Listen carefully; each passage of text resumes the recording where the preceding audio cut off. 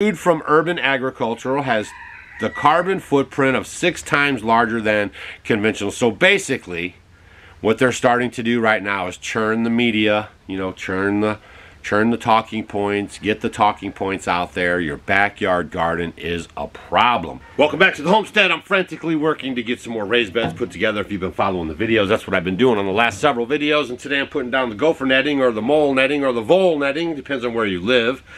And what this is basically some hardware cloth, they call it. Let me show you here what I got. Some hardware cloth, and you put that in the bottom of your raised bed. That way something can't tunnel up underneath your raised bed and get to the roots of your plants and wipe you out. Okay, so that's what we're doing right now.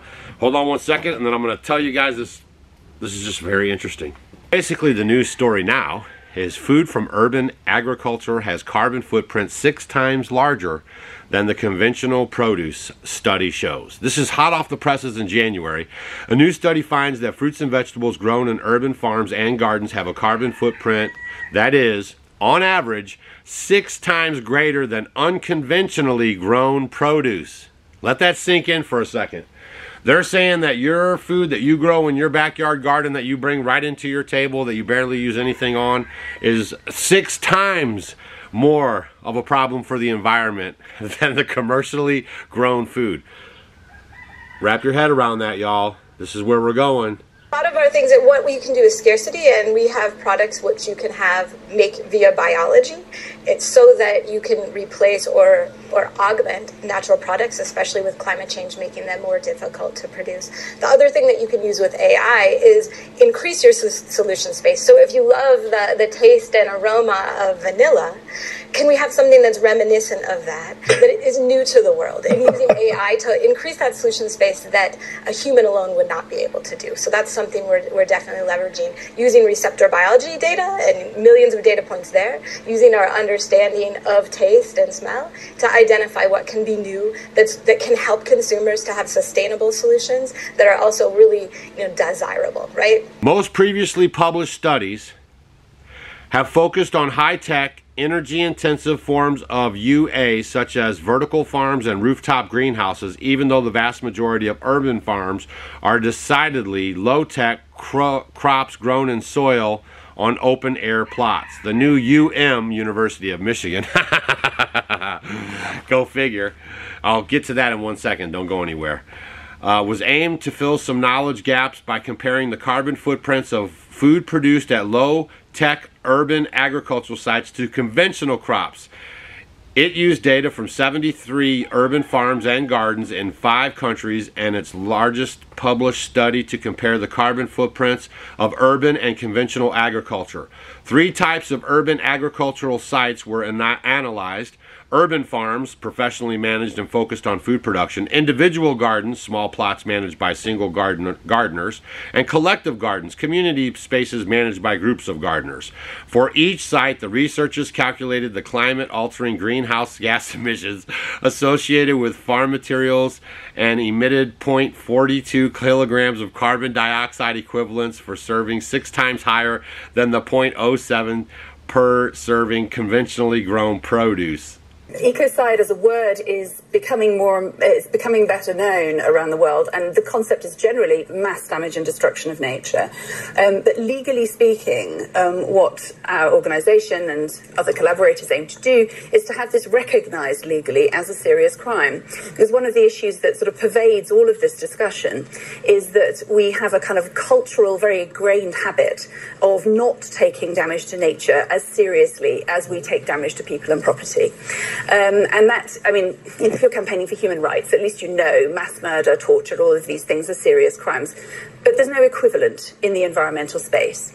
And so, unlike an international crime like genocide that involves a specific intent, with ecocide, what we see is actually what people are trying to do, what businesses are trying to do is make money, is farm, is fish, is do all of these things that are, producing energy and so on, as well. But what's missing is the awareness and the conscience around the side effects, around the collateral damage that happens with that.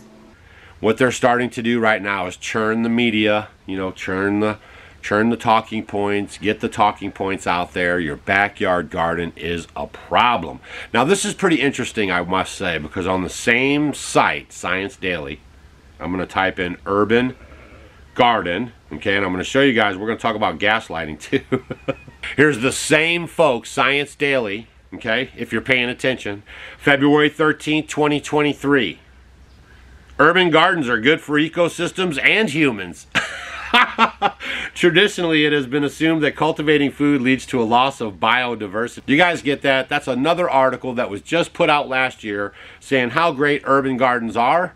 Now in January 2024, the year of fear, your garden is suspect. I had to come in and take my jacket off. It gets hot working inside that high tunnel. That's one of the benefits of having one, is that it helps you produce your food a little earlier in the growing season, and it helps extend it a little later in the growing season. And also with today's climate, it helps protect it against possibly the spraying of chaff and chemtrails above us all day long, every day, okay? But I just want to bring you this information because I want you guys to understand there's something going on in America, and you're not going to like it. Because while you've been sleeping, and while our parents have been sleeping, and while no one's really paying attention in how they've taught you not to talk about politics, basically what they've done is they've put think tanks in charge of making laws and regulations. If you guys haven't been following what's going on, that's why they've been leaking all this WEF and WHO information into America. America should care less what those people say. We are a nation of laws, and our representatives are voted in by the people, and they're supposed to do the will of the people, and they have parameters in the Constitution and the Bill of Rights that say that they can only do so much. And we've turned this around now where people are looking for government to solve all their problems, and they're going to use the government and think tanks to produce laws to maybe even outlaw your backyard garden. They're already beating the drums. In 1 year, they're changing their tune from how great it was to how bad it could be for the environment. So pay attention, you guys. Try not to shop at companies that have ESG scores. Try not to shop at companies that have all this talk about carbon footprints and reducing the carbon footprints and all this stuff, because that is a tell that they're in on it, okay? So don't let think tanks run your life. Remember, the Father, God above, said that He would give us all the seed-bearing plants that would produce food and medicine for us, and it would be good. All right, we'll see you guys on the next video. And leave a comment down below if you've heard about this. I've done a video earlier on and people thought I was crazy about them banning backyard gardens.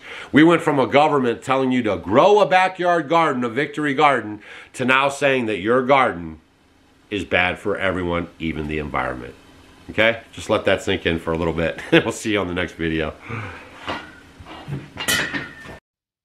This video was brought to you by Plain and Simple Chocolate Tea from Off Grid with Doug and Stacy. The weather outside is frightful. A cup of chocolate tea is so delightful. Made from the husks of roasted cacao beans, it has a chocolatey aroma, yet tastes like an herbal tea. This beverage is rich in mood-enhancing theobromine, the perfect replacement or addition to your morning cup of coffee. You can find it at offgridwithdougandstacy.com. Plain and simple chocolate tea makes me happy.